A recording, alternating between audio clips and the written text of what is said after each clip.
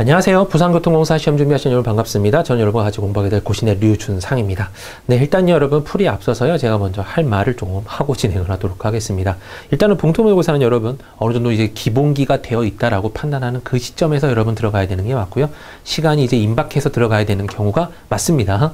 그러니까 너무 처음부터 봉투모의고사를 빨리 풀어버리면요. 나중에 이제 풀 게 또 부족하는 수가 나올 수 있기 때문에 일단은 최고 마지막 쪽에 진행하시는 게 맞고요. 그 다음에 봉투모의고사는 여러분 알다시피요.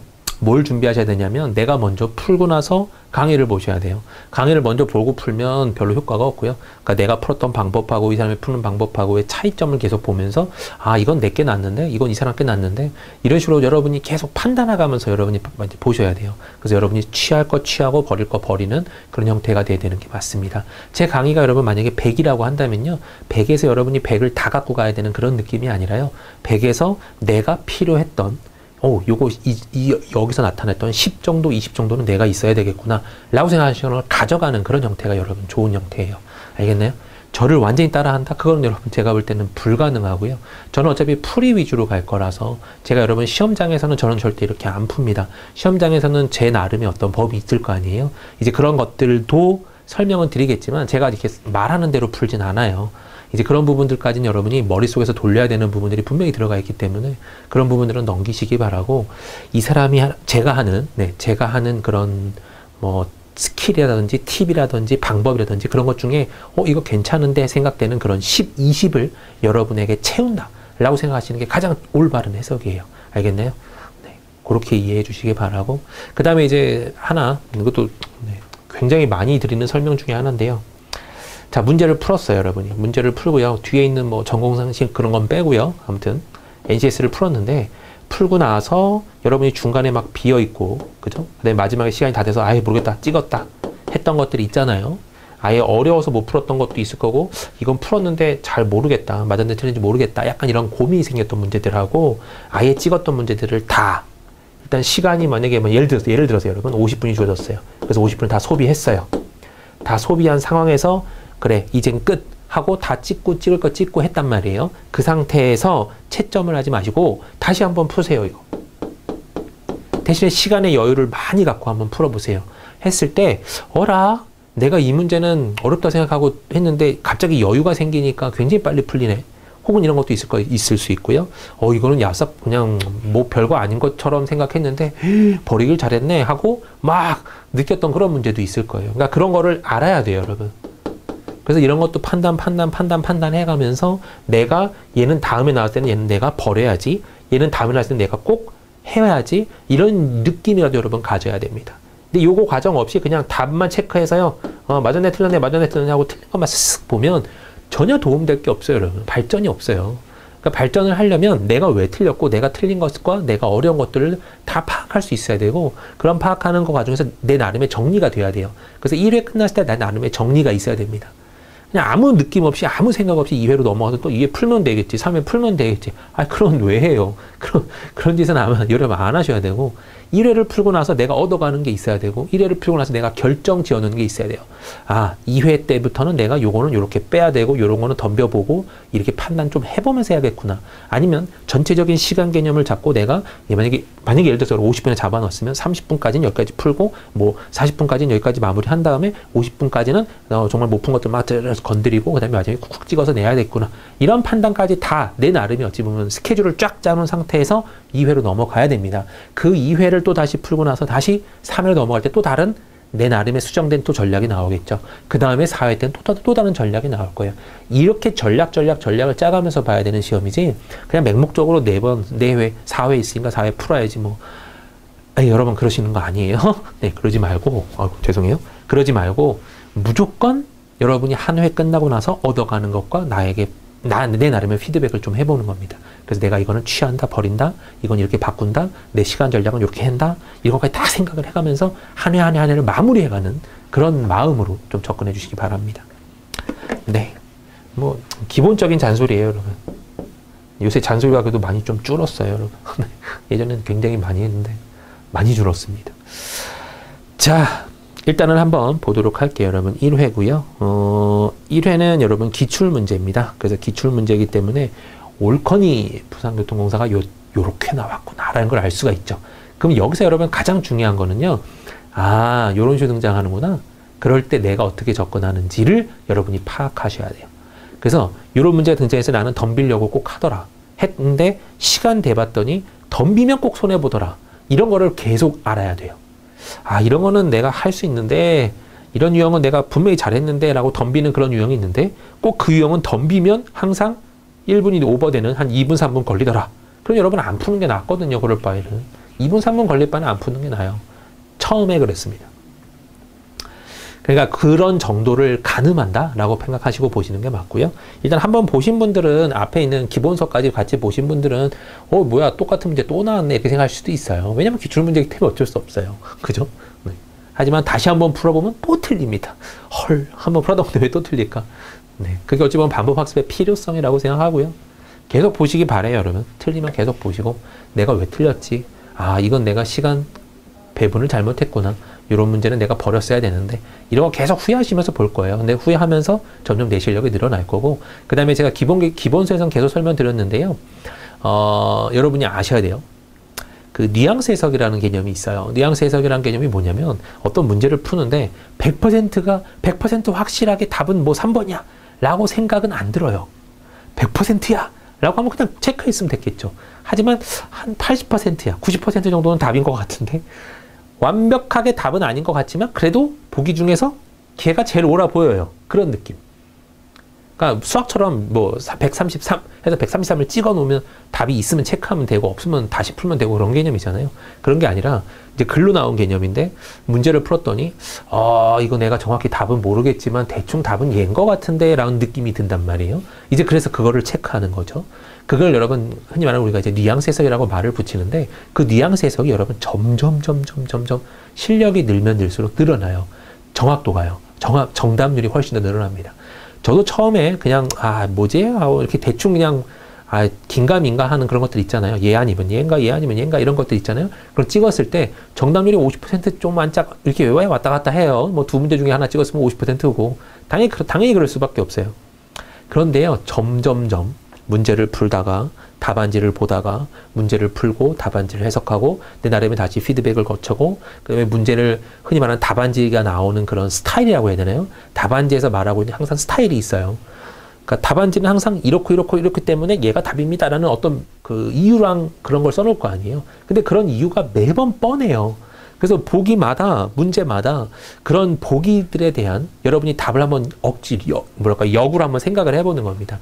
문제 맞는 사람 머리 꼭대기에 올라가서 여러분이 이 사람은 요걸 답을 했을 거야. 왜냐면 요건 요렇게 만들면 답이 쉽거든. 답안지를 만들기 쉽거든. 이렇게까지도 해석을 해야 돼요. 그런 게 복합적으로 다 들어와 있을 때 여러분 뉘앙스 해석이 어찌 보면 빛을 쫙 발할 겁니다. 이 뉘앙스 해석이 여러분한테 굉장히 중요해요. 왜냐면 한 10% 정도는 뉘앙스 해석 하셔야 돼요. 어떤 문제든 간에. 긴가민가. 모르겠다. 얘로 찍자. 이런 개념이 아니라 긴가민가기만 해도 얘는 답안지를 생각을 해봤을 때 얘는 이걸 굳이 틀리다고 말하면 되게 답안지 만든 사람이 되게 쪼잔해 보이겠구나. 그러니까 답안지 만든 사람도 인간인지라 이렇게는 안 했을 거야. 라는 조금 너무 멀리 간 생각까지도 해야 돼요. 알겠나요? 이제 그런 것들이 점점 좀 생길 겁니다. 그게 어찌 보면 내공이 쌓이면 점점점 그런 것까지 눈에 보일 거고 그런 걸 바탕으로 이제 여러분이 점수를 높게 받을 수 있는 거겠죠. 물론 기본적으로 갖고 있는 성향과 소양과 뭐 상식과 이런 것들이 다 접합이 됐으면 훨씬 더 빠르게 될 거예요. 기본기가 있는 분들은요. 하지만 이제 그게 없었던 분들, 처음 도전하시는 분들, 혹은 시험을 한번 봤는데 된통 미끄러지신 분들, 이제 그런 분들 입장에서는요. 이거는 어쩔 수 없는 노력입니다. 자, NCS는 여러분 알다시피 어떤 영역을 공부해서 내가 맞추겠다는 거는 불가능해요. 왜냐면 워낙 방대하거든요. 너무나도 방대한 영역 중에서 내가 공부를 하겠다? 여러분 절대 그런 방법을 선택하시면 안 되고 내가 어떻게 하면 빨리 풀 수 있는지에 대한 나의 계산력과 독해력과 이런 걸 점점점 늘리려고 노력을 하셔야 돼요. 그런 거는 뉘앙스 해석도 물론 마찬가지지만 노력 없이 여러분 절대 이루어지지 않습니다. 그러니까 그런 건 노력하셔야겠구나 라고 생각하고 그 노력하는 방법은 문제를 많이 풀어보고 답안지를 많이 보는 거예요. 알겠나요? 네, 그게 여러분 제가 드릴 수 있는 어찌 보면 키입니다. 그래서 모의고사도 여러분 한 3회독 정도 도신다고 생각하시면 되고 1회 풀고 강의 보고 2회 풀고 강의 보고 3회 풀고 강의 보고 4회 풀고 강의를 봐요. 그 다음에 여러분 뭘 해야 되냐면 다시 1회를 풀어보는 거예요. 그 다음에 2회 풀고 3회 풀고 4회 풀고 그 다음에 마지막에 시험 전에 1회, 2회, 3회, 4회 또 다시 풀어보는 겁니다. 이래서 한 3번 정도 풀어보면요. 3턴을 완전히 돌다 보면 틀린 거 또 틀리고 버릴 거 또 버리게 되고 그러면서 이제 여러분이 감이 조금 생겨요. 그래서 시험장 가서도 아 이런 문제가 등장하는구나. 이런 문제 똑같이 등장했네. 이건 버려야 됐었어. 이거는 금방 푸는 거니까 덤벼야지. 이건 오래 걸렸으니까 버려야지. 이건 새로 보는 영역이네. 일단은 보류해 놓자. 이런 판단이 여러분 쓸 거예요. 알겠죠? 그 다음에 또 다시 하나 드리는 설명. 잔소리가 아직도 많네요, 제가. 네. 그 굵직굵직한 우리나라에 어찌 보면 네. 몇 개의 출제사들이 있어요. 그래서 A사, B사 이렇게 있다고 가정하면요. 뭐 C사까지 있다고 해볼까요? 네. 부산교통공사에서 요번에 우리 뭐 신입사원을 뽑아야 되겠어. 그러니까 뭐 공채가 있어야 되겠어. 그래서 뭐 네, 문제를 만들어야 되겠구나 하고 여기 자체에서 문제를 만들어 해가지고 생성하세요 라고 어떤 부서가 있어서 하는 그런 개념이 아니에요. 알겠나요, 여러분? 그러니까 이런 개념이 아니라 그러면 우리가 채용을 해야지. 그러면 채용할 때 여러분 어떻게 해요? 뭐 학교도 빌려야 되고 뭐 장소도 빌려야 되고 시험지도 복사를 해야 되고 시험지도 아무튼 만들어놔야 되고 어마어마한 일들이 들어간단 말이에요. 감독자들도 다 세워놔야 되고 그죠? 그런 것들을 다 어찌 보면요. 이 회사 입장에서 하기가 힘들어요. 부산교통공사는 부산교통공에 해당하는 그 내용 때문에라도 힘들어요. 이미 힘들어요. 근데 이런 시험 장소 뭐 전국에 있는 거 뭐 다까지 힘들기 때문에 이런 것들에 대한 어찌 보면 대행해 줄 수 있는 그런 출제사들을 흔히 말하는 외주를 주는 거예요. 그래서 여기서는요. 여기다가 요번에 외주를 주자. 그러면 그 다음 연도엔 여기다가 주자. 여기다가 주자. 그러지 않아요. 보통 공기업들이나 뭐 관공서 개념들은요, 한번 이렇게 거래를 트면 그 거래가 계속 할 확률이 높습니다. 왜냐하면 안정성이 굉장히 뭐랄까요? 우선이기 때문에 관공서는요, 특별하게 모험을 안 해요. 특별하게 모험을 안 하고 기존에 있었던 극이랑 뭐 저번에 작년도에 별 문제가 없었어요. 그러면 계속 진행하는 거예요. 왜냐면 안전하거든요. 저번에처럼만 봐도 괜찮거든요. 이런 느낌이 있기 때문에 안전 그것 때문에 기존에 만약에 A사랑 출제 경험을 맺었다면요. 그 다음 연도도 그 다음 연도도 얘일 확률이 높아요. 그 소리는 이 출제사가 만들어낸 문제는 계속 기출 문제가 된다는 소리죠. 맞아요? 기출 예상 문제가 된다는 소리예요. 그러니까 그렇게 여러분이 이해를 하셔야 돼요. 그래서 뭐 예를 들어서 뭐 저희도 뭐 고시넷도였지만 마찬가지로 이제 문제집을 만들어내지만요. 문제집을 만들어내는 회사가 여러 개 있잖아요. 근데 그 회사들마다도요. 저희는 여러분 이 회사 걸 써요. 만약에 요 회사 걸 쓴다. 근데 만약에 얘네들은 이런 데서 걸 써요. 다른 회사 거, 다른 출제 회사 거를 막 섞어서 썼어요. 그러면 여러분이 만약에 우리 회사 거 다 풀고 딴 회사 것도 풀고 여기도 풀면 다 좋지 않을까요? 물론 그렇게 생각하실 수 있지만 여기 걸 푼다고 해서요. B사 걸 푼다고 해서 여러분이 A사 거 시험을 보는데 도움이 흔히 말하는 시쳇말로 1도 안 돼요. 하나도 도움이 안 돼요. 왜냐면 문제 만든 사람 여기 흔히 말하는 이 헤드들이요. 변화가 있어요. 헤드들이 막 갈렸어요. 그랬으면 모르겠는데 그렇지 않은 이상 이 사람들이 어차피 지시하고 마지막에 검토하고 이제 보정해서 흔히 말하는 교정해서 출제하잖아요. 출제 낼 겁니다. 문제가 이제 시험지화 될 거예요. 이 사람들이 막 바뀌지 않는 한 기존에 있었던 문제들 개발돼봐야 거기서 조금 더 발전한 녀석들. 왜냐하면 사람 머리는 여러분 한정이 되어 있어요. 그래서 만약에 10명이 있어서 문제를 만들었다 그러면 그 10명이 만들어내는 문제 그 풀은요. 계속 그 사람들 내에서 흔히 말하는 이게 고정될 확률이 높아요. 새로운 문제를 가져오려면 또 다른 사람, 또 다른 생각이 필요할 거예요. 이제 별로 그런 것들이 이제 여기 내에서 많이 없다면 여러분들은 계속 거기 내에서만 이런 류의 문제만 등장하는구나 라고 생각하셔도 돼요. 알겠나요? 갑자기 이 사람들이 생뚱맞게 막 우리는 B사, C사께 너무 좋은 것 같아서 이쪽 것도 한번 따라해 봐야 되겠어. 그렇지 않단 말이에요. 자존심도 있고 이 사람 나름의 그게 있단 말이에요. 그러니까 여기까지 여러분이 생각을 해주시면 내가 무엇을 풀어야 되냐면 당연히 부산교통공사 기출문제랑 똑같은 출제를 했던 그 출제사가 냈던 문제를 여러분이 풀어야 돼요. 당연한 거죠, 여러분. 흔히 말하는 족보예요. 대학교 때 말했던 족보 개념입니다. 나 출제했던 그 사람이 또 출제하니까 또 비슷한 유형의 문제가 등장할 수밖에 없고 왜냐하면 이 사람이 이거 중요하다 생각하니까 계속 그걸 강조하는 거잖아요. 그런 개념으로 봤을 때 저희 이제 고시넷 같은 경우는 여러분 항상 그 출제사 위주로 무조건 그 출제사 위주로 것만 구성을 하거든요. 그러니까 그렇게 생각하시고 어허 하고 시험을 문제집을 보시면 됩니다. 그러면 여러분 진짜 놀랄 거예요. 시험장 가서 비슷한 유형들의 문제가 막 등장합니다. 헐, 헐, 헐. 이런 느낌 갖고 보실 겁니다. 진짜예요, 여러분. 네. 많이 겪어요. 여러 사람들에게 내용을 들어봤을 때 완전 똑같은 문제도 등장한 적이 있어요. 라고 했던 어떤 타 기업에 대한 내용도 있었고요. 그러면 그 기업 같은 경우는 애초에 여기서 문제 개발을 안 하고 기존에 썼던 거를 그대로 다시 한번 답수 이게 간 걸 수도 있습니다.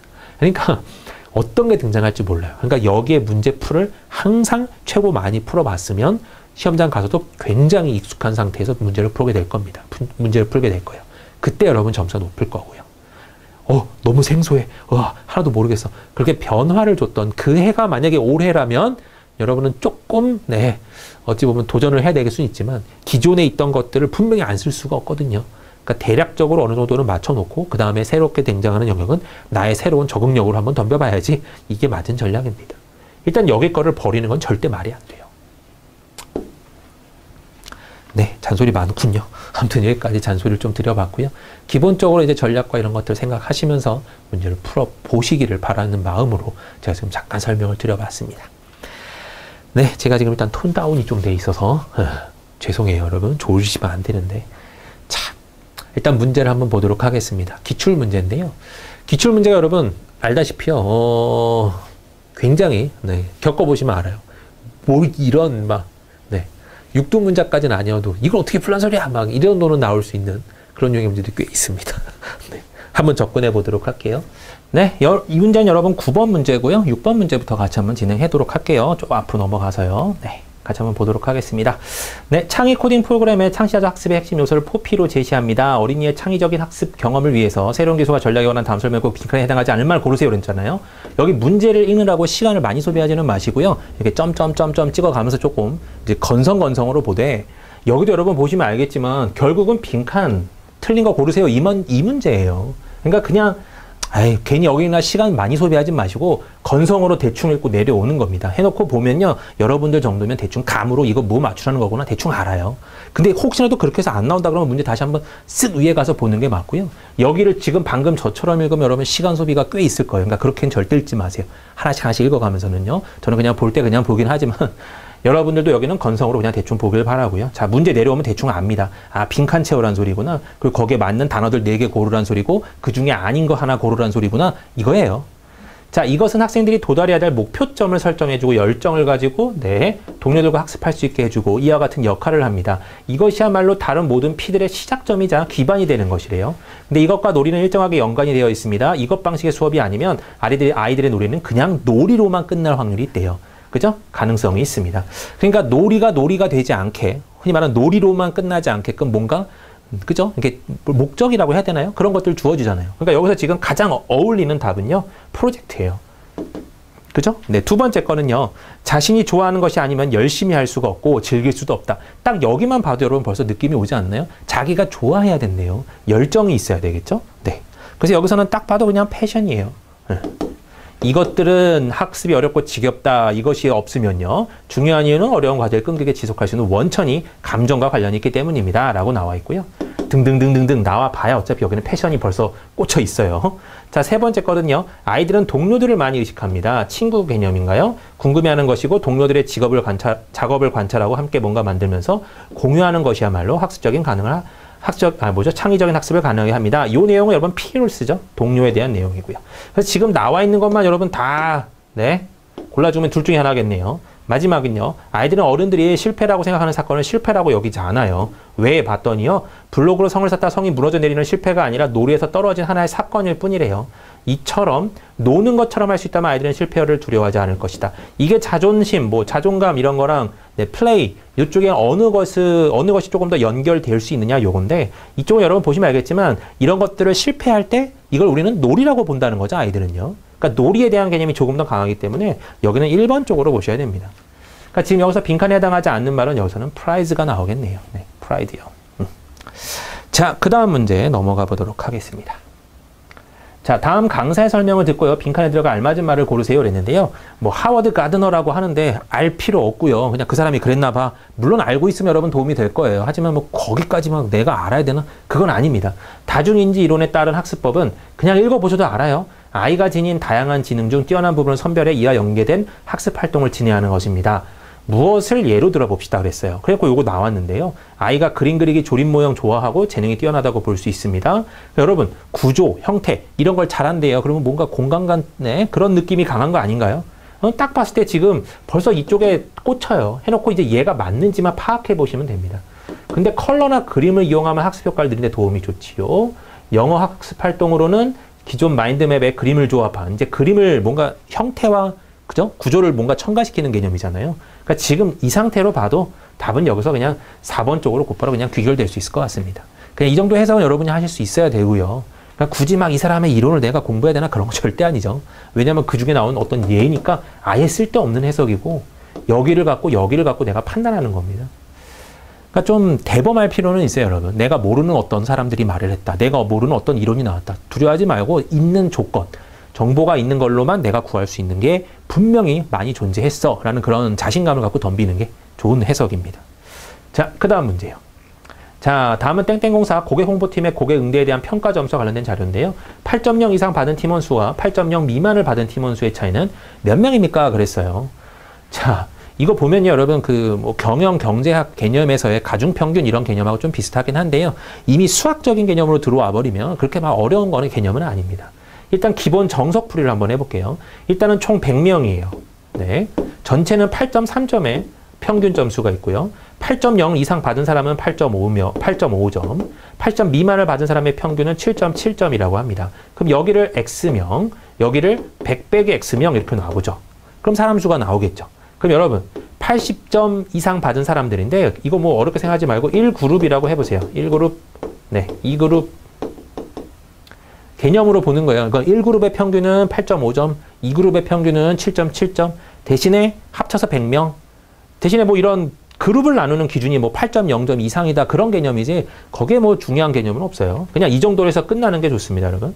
자, 그럼 이 상태에서 1그룹의 총점은 8.5 곱하기 X 명이니까요. 이만큼의 총점을 받았을 거고 평균이 7.7이니까 여기는 7.7 곱하기 100-X점 이렇게 나오겠죠? 100-X명이요. 이거를 전체 100명으로 나눴더니 이것이 전체 평균이 8.3이었더라. 이거잖아요. 그래서 여기가 100이 곱해지고 양변을 전개 싹 다 해가지고 문제를 푸는 겁니다. 8.5X 더하기 770 빼기 7.7X 이퀄 830이라고 나올 거고요. 이 항 계산해주면요. 0.8X는 넘어가면 얼마가 나오나요?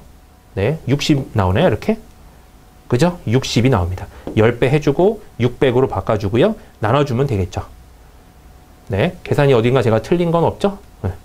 자, 계산해 보겠습니다. 그럼 X는 8로 나눠주면요. 7, 8에 56, 그죠? 56에 8, 5, 40, 75명이 나오게 되어 있어요. 그래서 여기가 75명, 여기가 그럼 25명이기 때문에 두 개 뭘 구하라는 문제였죠? 차이를 구하세요. 50명 이렇게 나오게 되는 문제입니다.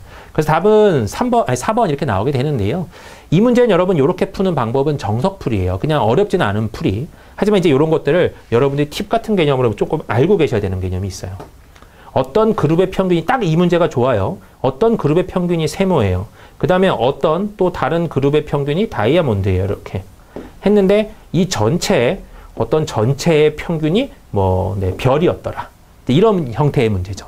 그러니까 전체 평균도 나와 있고 각각의 평균도 나와 있는 형태예요. 방금 이 문제랑 거의 똑같아요. 그러니까 1그룹의 평균, 2그룹의 평균 나와 있을 때 이때 여러분 어떻게 계산을 빨리 할 수 있냐면요. 자, 일단은 이렇게 볼게요, 여러분. 이 선을 하나 그리고요. 이쪽에 7.7점 가장 낮은 평균 점수죠. 가장 높은 평균 점수인 8.5점 있고 이 두 그룹에 자, 세모와 동그라미와 세모가 동그라미와 네모였군요. 이거 뭐 제가 잡은 거라서 헷갈려 하지는 마세요, 제발. 네, 그냥 1그룹, 2그룹 개념이에요. 1그룹의 평균이 7.7, 2그룹의 그 평균이 8.5였다고 했을 때 자, 이 둘의 전체 다의 평균 모두 다의 평균이 별이었고요. 별이었고 여기가 8.3이었습니다. 그럼 이 상태에서 사람 수의 비를 구하세요. 라는 건 여러분 굉장히 빨리 구할 수 있어요. 어떻게 구하냐면요. 자, 여기랑 여기의 길이의 비를 한번 계산해 보는 겁니다. 7.7에서 8.3이면 0.6의 비율을 갖고 있고요. 네, 요 차이를 갖고 있죠. 8.3에서 8.5면 여러분 0.2의 차이가 있잖아요. 근데 이렇게 저울처럼 생각을 약간 생각하시면 돼요. 이렇게 우리가 어떤 시소 같은 개념이요. 여기다 1의 무게를 놨으면 여기다가 1의 무게를 놔야 어찌 보면 이렇게 네, 수평을 이루죠. 근데 이게 한쪽으로 약간 치우친 모양 본 적이 있을 겁니다, 여러분. 이쪽에 만약에 1의 무게를 줬는데 여기 길이가 3이더라. 그럼 여기가 길이가 1이라고 한다면 여기에 무게를 몇을 줘야 되나요? 요런 네, 지렛대 뭐 아무튼 이런 문제의 형태가 있어요. 그러면 여기 길이가 3이고 여기가 길이가 1이면 이쪽에는 3의 무게가 와줘야 이게 평행을 이룹니다. 이런 거랑 똑같아요. 그러니까 지금 얘도요, 여러분, 여기에 어찌 보면 이런 개념을 주는 거예요. 요렇게, 네, 요걸 주고, 지렛대처럼 요게 받침대를 주고요. 길이가 3이네, 길이가 1이네, 고로 여기 무게가 1이라면 여기 무게는 3이어야 되겠네, 이런 판단하는 겁니다. 그래서 이게 3대 1이죠, 여러분. 거리가 3대 1이니까 이쪽에 대한 무게가 1대 3이 돼야 된다는 그런 해석이에요. 그걸 뭐 어렵게 뭐 가중평균 말을 하는데 그런 거 다 필요 없고요. 여러분들이 이 문제를 보실 때 아, 이런 유형의 문제는 이렇게 풀었었어. 요것만 알고 계시면 돼요. 알겠나요? 그것만 잘 활용하시면 문제 충분히 빨리 풀 수 있기 때문에 아, 거리가 3대 1이니까 이쪽에 사람이 1이면 이쪽에 사람이 3이야. 그럼 총 100명이라고 한다면요. 4덩어리로 나눠서 이쪽에 3덩어리, 1덩어리 주면 되잖아요. 그래서 여기가 25명, 얘가 75명이구나. 이렇게 풀어지는 게, 이렇게 푸는 게 가장 빠르게 푸는 방법입니다. 그러니까 지금 이 유형은 보자마자 그 영역이네. 그러므로 내가 이렇게 풀어야지 라고 생각하고 푸는 게 가장 좋은 풀이고 빠르게 풀 수 있는 풀입니다. 네, 다음 문제 또 넘어갈게요. 자, 다음 연산규칙에서 7별 9의 값을 구하세요 그랬는데요. 너무 억지예요. 제가 이제 보통 이제 수학 기출문제를 수리능력 기출문제 많이 풀어볼 텐데 저는요. 엄청나게 풀어보겠죠. 네, 거의 다 풀어봅니다. 다 풀어봤을 때 느낌이 뭐냐면요, 여러분. 보통 것들은 이렇게 머릿속에서 이렇게 굴렸을 때, 흔히 말하는 제 머리를 굴려봤을 때, 아주 무리가 없어요. 와, 이건 좀 진상이다. 약간 그런 느낌이 드는 건 있어도, 그게 막 무리는 없는데, 이번에 네, 부산교통공사의 기출문제는 왜 이렇게 나왔는지 저도 막, 네, 울분을 토할 정도였습니다. 너무 짜증나요, 막, 이 문제는요. 여러분들 아마 풀어보셨으면 알 겁니다. 맞추셨던 분들, 대단해요, 진짜. 네, 저는 막 짝짝짝인 겁니다. 여기서는요, 2별 3이 9래요. 그러니까 저는 처음에 딱 느껴지는 게, 뭐야, 제곱했네. 2의 세제곱했네. 아니, 3의 제곱했네. 이렇게 생각을 했거든요. 그래서 뒤에 거에, 앞에 거에 제곱승이 올라가서 이렇게 되나? 하고 뒤에 걸 봤더니 또 제곱수들이 아니에요. 어라? 틀렸네. 아니면 두 개를 곱한 다음에, 2랑 3을 곱한 다음에, 뒤에 걸 한 번 더 더하면, 2, 3은 6에다가 3을 더하면 9가 나오죠. 그렇게 갔구나. 3, 2, 6에다가 3을 더하나? 6에다가 3 더하면 9인데 또 이것도 아니죠. 어라? 또 뭔가 이상하네. 그러니까 제 나름의 머리를 막 굴려봤을 때 어떤 해결책이 보이지가 않아요. 왜 그럴까? 자, 여러분도 느끼셔야 돼요. 여러분의 이제 뭐 뛰어난 머리로, 여러분이 재빠른 머리로 확 뭔가를 돌렸을 거란 말이죠. 막 돌렸을 때 어떤 해석이 나올 것 같은데 하고 보이면 감사한데 이런 문제는 여러분 딱 봤을 때 안 나와요. 그러면 여러분 이 문제는요. 시간을 잡아먹으려고 아주 그냥 네, 입을 쫙 벌리고 있는 그런 유형의 문제입니다. 절대 들어가시면 안 돼요. 한번 봤을 때 해석이 막 기쁜 마음으로 들어갔는데 전혀 안 내요. 아, 밟았구나. 네, 지뢰를 밟았던지 똥을 밟았던지 네. 아무튼 그런 느낌이라고 생각하시고 딱 빼야 돼요. 발 빼야 됩니다, 여러분. 알겠나요? 빨리 튀어야 돼요. 이 문제 너무 오래 잡고 있으면 여러분 절대로 안 돼요. 별것도 아닌데 시간 엄청나게 잡아먹는 그런 유형 중에 하나입니다. 네, 수출인데요. 2랑 3에 여러분 별이요 9다. 왜냐면 우리는 고정관념이 깔려 있어요. 는이라는 소리는 항상 우리한테는 어떤 계산의 결과는 이란 해석으로만 하거든요. 근데 여기서 여러분 는이 더하기였다고 말을 하는데 이게 내 마음속에서 이게 이해가 되나요? 네? 내 마음속에서 막 그러려니 아주 깔끔해. 그렇군. 막 이렇게 이해가 되나요? 저는 절대 안 그러거든요. 제 느낌에서는 완전히 뭐랄까요? 막 인상 찌푸려지는 그런 유형입니다. 3하고 9를 더해야 된대요. 3하고 9를 더하면 12가 나오죠. 근데 12랑 또 2는 무슨 관계냐? 그냥 2의 배수래요. 여기서 살짝 뭐랄까요? 문제에 짜증이 납니다. 3과 2의 7이 나왔는데 2랑 7을 더해야 돼요. 9가 나오죠? 그 녀석은 앞에 있는 3의 배수라고 합니다. 이해되셨어요? 얘네들이 더하고 그것은 3의 배수입니다. 이 소리래요. 얘네들이 더하래요. 30이죠? 5의 배수입니다. 더해래요. 24죠? 4의 배수입니다. 이거래요. 자, 그러면 7하고 별에 9가 나왔는데요. 는이 안 나왔잖아요. 그죠? 참나. 그 는은 여기서는 또 는이라고 해석을 하는데 중간에 또 는이 해석을 안 하고 제가 볼 때 약간 빈정상해요. 아무튼 9랑 뭐를 더했을 때 그것이 7의 배수입니다. 근데 답안지의 해석이 57, 61, 63, 67, 71 거기서 거기니까 한번 넣어보는 겁니다. 57 정도 넣어주면 66이 나오네요. 쟤는 아니죠. 7의 배수가. 61을 넣어주면 70이 나오기 때문에 7의 배수가 맞죠. 그래서 얘는 답입니다. 체크하시면 되는 거고요. 3, 4, 5번 둘 다 마찬가지, 셋 다 마찬가지로 넣어봤을 때 7의 배수가 안 나오거든요. 그래서 날려버리면 되는 유형입니다. 네, 저의 경험상 이런 류의 문제가 등장했을 때 절대로 기분 좋지 않아요. 왜냐하면 첫 번째, 두 번째 문제, 이런 초반 문제에서 벌써 이런 문제 등장해버리면 팍 기분 상해버립니다. 그래도 그걸 무난하게 이기고 넘어가야 되는 내 나름의 마인드 컨트롤 좀 하셔야 돼요. 헐, 하지만 넘어가도 그래, 어차피 뭐 찍으면 되지 뭐. 넘어가는 거예요. 여러분만 안 보이는 게 아니라 모든 사람들한테 안 보인다는 소리예요. 그러니까 너무 이렇게 막 고민하지 마요. 왜 이러지? 난 이거 왜 안 풀리지? 나 원래 잘 풀었었는데. 이런 예전의 생각들은 버리고 딱 내 마인드 컨트롤 하셔야 돼요. 덤볐을 때 안 나와? 어라? 내 머릿속에서 흔히 말하는 굴려봤을 때 안 나와요? 도저히 해석이 안 돼요? 넘어가자. 똥 밟을 수도 있어. 이거는 지뢰가 터질 수도 있는 거야. 버려야 돼. 하고 넘어가는 겁니다. 그런 류의 문제라는 거였어요, 여러분. 얘는요. 여러분한테 위안이 될지 모르겠지만 저도 이 문제 푸는데 고생을 했습니다. 엄청나게요. 뭐지 막 혼자 머릿속으로 막 짜내고 했는데 결론적으로 말씀드리면 뭐야 라고 생각되려 만한 그런 허무함이 있는 막 이렇게 손을 올리는 약간 이 찰싹 해주고 싶은 그런 느낌 정도까지 드는 그런 유형의 문제였어요. 그러니까 그냥 여러분도 아마 그렇게 생각하시고 넘어가시면 나중에 이런 문제 등장했을 때 만약에 얘가 진상을 떤다 그러면 그냥 과감하게 넘어가서 나중에 쿡 찍으면 되겠구나 라고 생각하시면 될 거예요.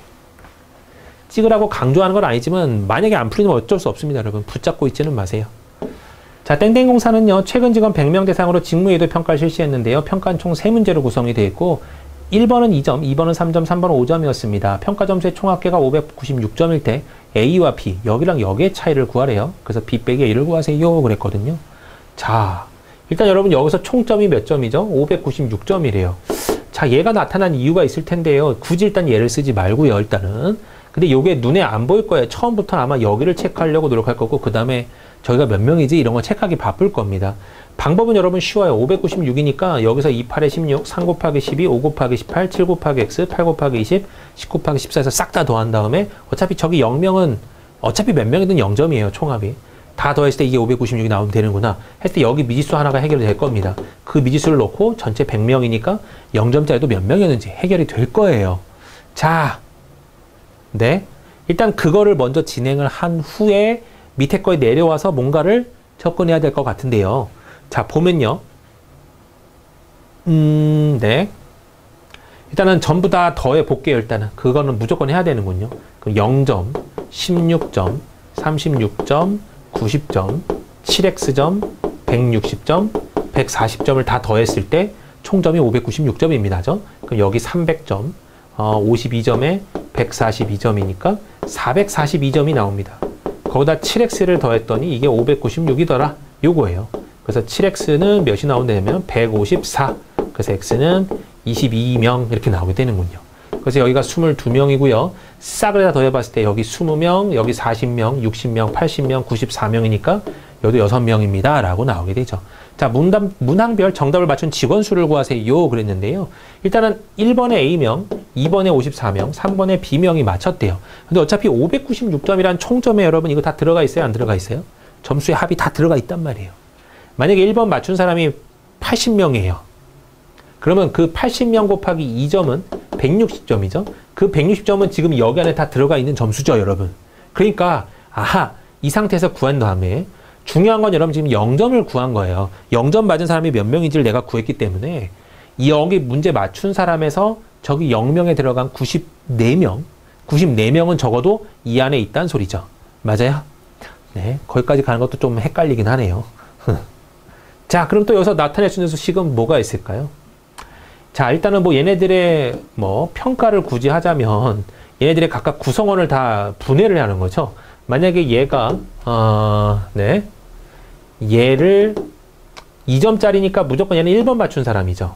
네, 그럼 1번 맞춘 사람이 A명인데 그 A명 중에 들어가야 되는 A명이 여기 들어가 있어요. 이 사람들은 전부 다 A명 여기 안에 들어가 있는 8명이에요. 그 다음에 얘 같은 경우는, 그죠? B인가요? 아니죠, 아니죠. 얘는 2번 문제에 들어가 있어요. 아, 이거 여러분 점수랑 번호가 헷갈려서 약간 말하기가 애매한 부분이 좀 있네요. 어떻게 하는 게 좋을까요? 네. 이렇게 한번 접근해 볼까요? 2점짜리랑 3점짜리를 구성하는 요인을 중에서 여기는 A고 여기는 B더라라고 쓸게요. 그러니까 여기를 A, 여기를 B, 여기를 C라고 해볼게요. 그냥 1번, 2번, 3번보다는 A, B, C라는 어떤 문제라고 볼게요. 그럼 여기는 A 문제 맞춘 사람들, 여기는 B 문제를 맞춘 사람들, 5점은요, A 더하기 B를 맞춘 사람들하고 아니면 only C만 맞춘 사람들, 5점짜리 하나만 맞춘 사람들. 자, 여기는요, A 더하기 C를 맞춘 사람들, 여기는요, B 더하기 C를 맞춘 사람들, 여기는 A랑 B랑 C를 다 맞춘 사람들의 개념이죠. 자, 그럼 이 상태에서 여기 안에 들어갈 수 있는 개념은요, 여기, 여기, 여기, 여기, 여기에 있는 숫자죠. 맞아요? 그래서 이 4개의 숫자들을 5개인가요? 4개군요. A가 들어간 거 4개예요. 하나, 둘, 셋, 넷. 이거 싹 다 더했을 때가 결국 뭐더라? 여기 안에 들어가는 수더라. 이런 거죠. 그래서 여기는요, 8명. 그 다음에 여기는 18명. 다 더해야 돼요. 그 다음에 여기는 22명. 그 다음에 마지막에 A니까 14명. 이만큼이 1번을 맞은 사람입니다. 자, 구성원들에서 어쩔 수 없어요. 그러니까 얘네는 A에 해당하는 문제를 맞춰야 되는 사람들이죠. 2점 받았으니까. 그 다음에 3점은 절대 못 나오는 점수니까 얘로는 못 들어가요. 그 다음에 7점도 그죠? A랑 2점짜리랑 5점짜리 맞으면 될 수 있고요. 5점도 2점, 3점이나 아, 여러분 여기가 걸리는군요. 네. 그러니까 여기를 더하기 18로 그냥 가면 안 될 것 같고 일단은 8에다가 뭘 넣어야 되냐면 순수하게 얘네들만 있는 거예요. 순수하게 얘네들만 있는 거. 8에다가 22에다가 14에다가 여기는 복합이 될 수 있기 때문에 두 개가 섞일 수 있기 때문에 약간의 사람을 둘 거예요. 그러면 네, 미지수라고 하고요. 여기를 X명, 여기를 18 빼기 X명 이렇게 놓을게요. 그러니까 5점 받은 사람이 총 18명인데 그 중에 A랑 B를 맞춰서 5점이 된 사람 X명, 아예 5점짜리 하나 맞춰서 5점이 된 사람 18 빼기 X명 이렇게 놓을게요. 그러면 여기 1번 A를 맞은 사람은요. 8 더하기 여기 더하기 여기는 잠깐 넘어가고요. 여기 22명 더하기 여기 마지막에 14명은 다 더할 거고 그 다음에 여기서 나오는 X명까지 더할 거예요. 요게 A입니다, 여러분. 알겠죠? 네. 자, 그 다음은요. C를 맞은 사람은요. B를 맞은 사람도 한번 구해볼까요, 여러분? 네. B를 맞힌 사람도 여기서 X가 해석이 되겠군요. B를 맞힌 사람은 12명, X명. 그 다음에 B를 맞힌 사람은 여기니까 20명, 마지막에 14명.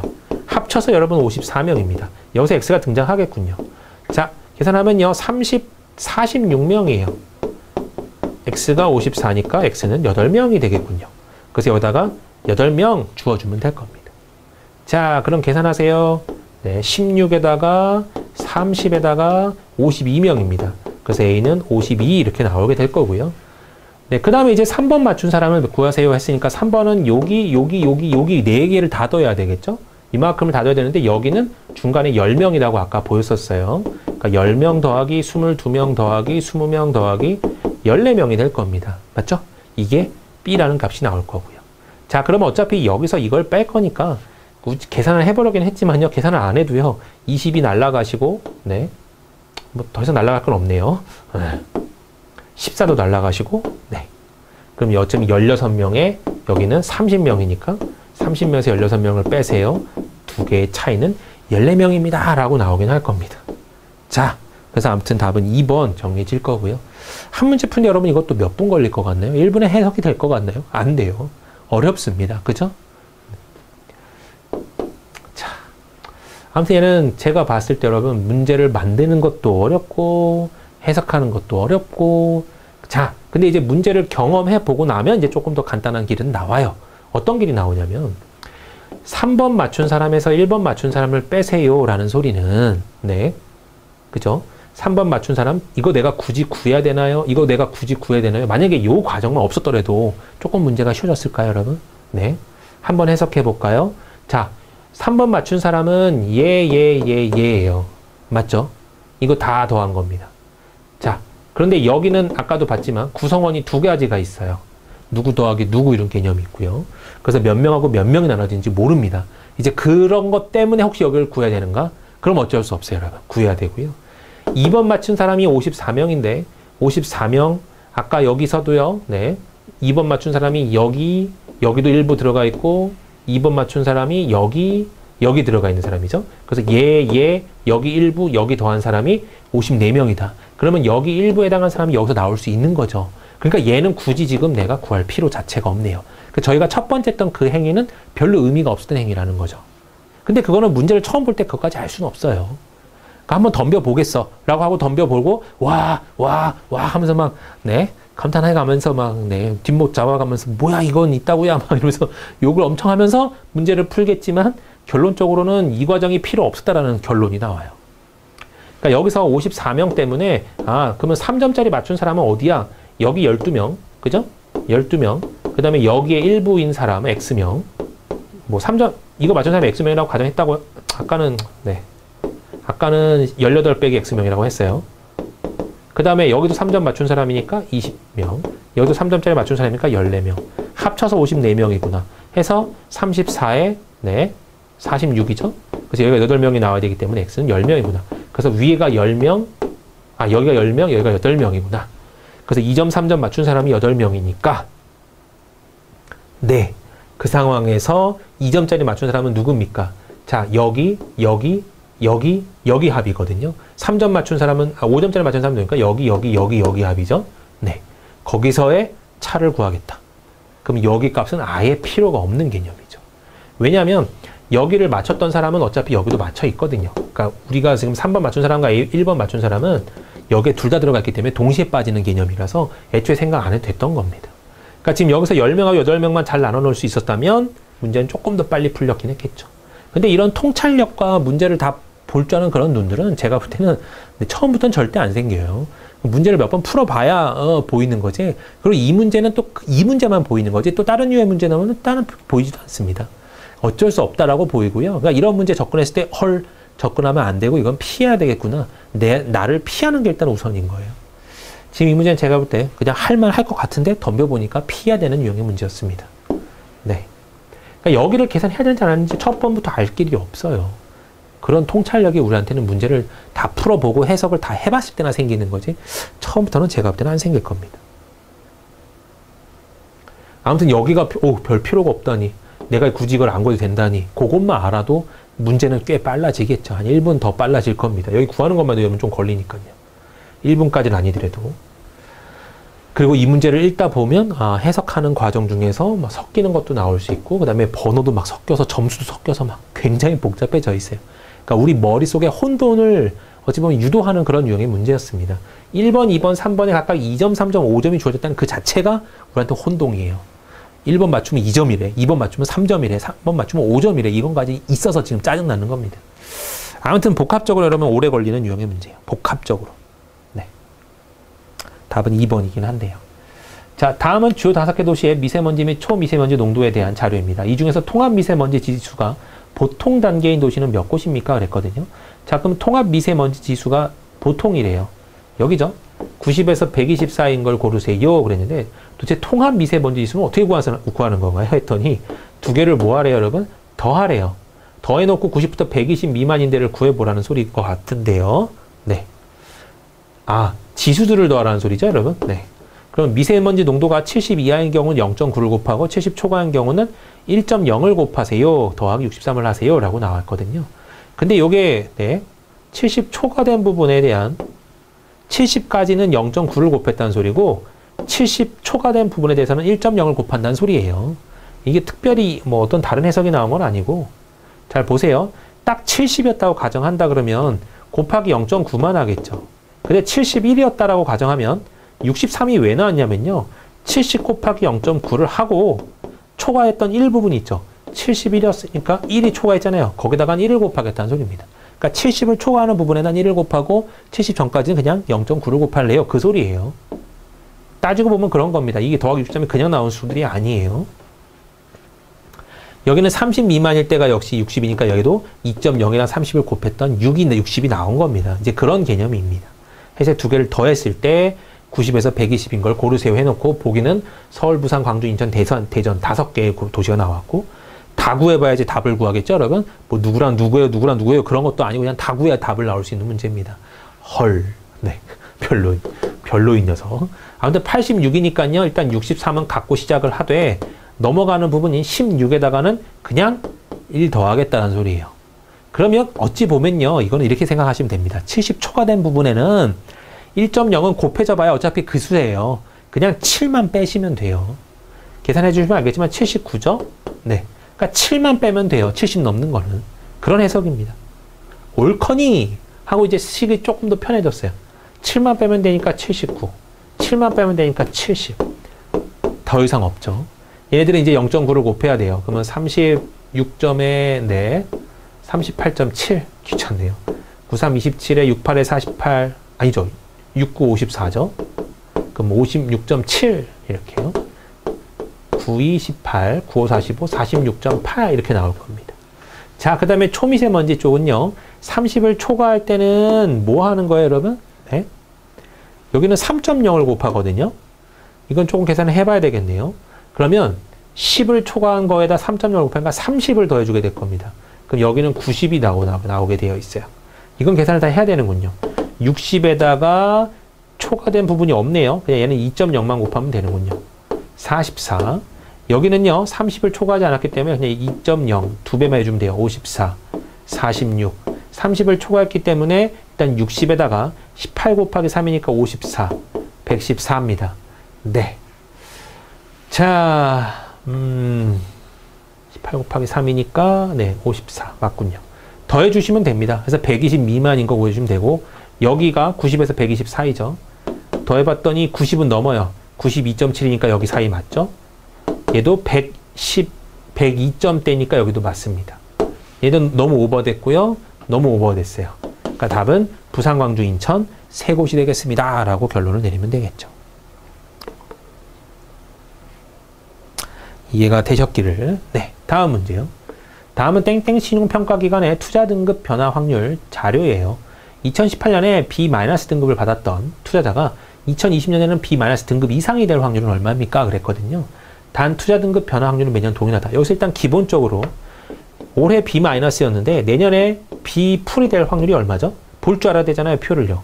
그러면 지금 T년도일 때 올해 B-였다고 한다면 T 플러스 1년, 내년에 B 플러스를 맞을 확률이 여러분 이렇게 해석을 하는 거예요. 0.4입니다. 라고 계산하는 소리죠. 근데 지금 얘는요, T하고 T 플러스 1년이 있으면 T 플러스 2년까지 갔어요. 2018에서 2020까지 갔거든요. 그러면 다시 B 풀로 올라와서 또다시 뭔가를 찾아야 되는 상황인 겁니다. 헐. 얘도 복잡하죠? 자, 대충 보기에 표와 내용을 대충 눈치를 챘다면 여기는요, B- 등급 이상일 확률이래요. 그럼 이상이라는 소리는 B마도 포함해서 B마, B풀, A마, A풀까지 다 보라는 소리죠. 에이, 어마어마한 영역을 보는구나. 차라리 그러면 이럴 때 어떻게 하는 게 좋죠, 여러분? 반대 개념을 생각하는 게 좋죠. 얘 말고 다른 영역, 반대 걸로. 네. 그러면 차라리 B- 등급이었는데 T년도에는 네. T 플러스 2년째 C등급을 맞아버리는 거예요. 이 경우만 빼면 B- 등급 무조건 이상이겠죠. 맞아요. 그러니까 아하, 여기 중간에는 뭘로 가도 상관없어요. 갑자기 A풀로 늘 수도 있는 거고 A마, B풀, B마, 원래 C로 떨어질 수도 있는 거고요. 그러면 요렇게 가는 확률, 요렇게 가는 확률, 요렇게 가는 확률, 요거 확률을 전부 다 뭐 하면 될까요? 다 더한 다음에 그거를 1이라는 전체 개념의 확률에서 빼버리면 되겠죠. 자, 그럼 B마 A풀 C로 가는 경우를 한번 구해볼게요. B마에서 A풀로 갑니다. 0.05의 경우의 확률이 나와요. 1로 갈 때는. A풀에서 C로 떨어질 확률은요. A풀에서 그 다음에 C로 떨어질 확률은 0.1입니다. 두 개를 곱해주면 0.005 이렇게 나올 거예요. 고로 얘 곱하기 여러분 얘를 한 거예요. 자, 그 다음은요. B마에서 A마로 간 다음에 A마에서 다시 C로 떨어지는 경우니까 여기서 얘입니다. 고로 얘랑 얘를 곱하게 되어 있어요. 0.01. 그 다음은 얘랑 얘를 곱하게 되어 있을 겁니다. 0.08. 여기랑 여기를 곱하게 되어 있고요. 0.05. 그 다음에 여기랑 여기를 곱하게 되어 있기 때문에 0.14 이렇게 나올 겁니다. 해서 이걸 전부 다 더한 다음에 이거를 전체 확률인 1에서 빼버리면 되는 거겠죠. 계산을 좀 해보면요. 0.09고요. 여긴 0.19라서 0.28 나올 거고요. 0.285가 나오죠. 그럼 1에서 0.285를 빼니까 0.8 5715 이렇게 나오게 될 겁니다. 그래서 답은 여기서는 4번 체크하실 수 있겠죠. 자, 요런 정도의 문제는 그냥 간단하네요. 뭐 라고 풀 수는 있어요. 저번 문제랑도요. 네. 하지만 아까 전에 있었던 두 문제는 제가 봐도 조금 진상이에요. 네. 그 2전, 3전, 5전 그것도 여러분 좀 진상이고 앞에 나왔던 그런 딱 표 보고 별표랑 는 보고 알아야 되는 그 문제는 완전 더 진상이었고요. 제 개인적인 느낌은 그렇습니다. 여러분 어떠실지 모르지만요. 네, 굉장히 수고하셨고요. 저는 다음 시간에 13번부터 다시 한번 또 다시 뵙도록 하겠습니다. 수고하셨습니다, 여러분.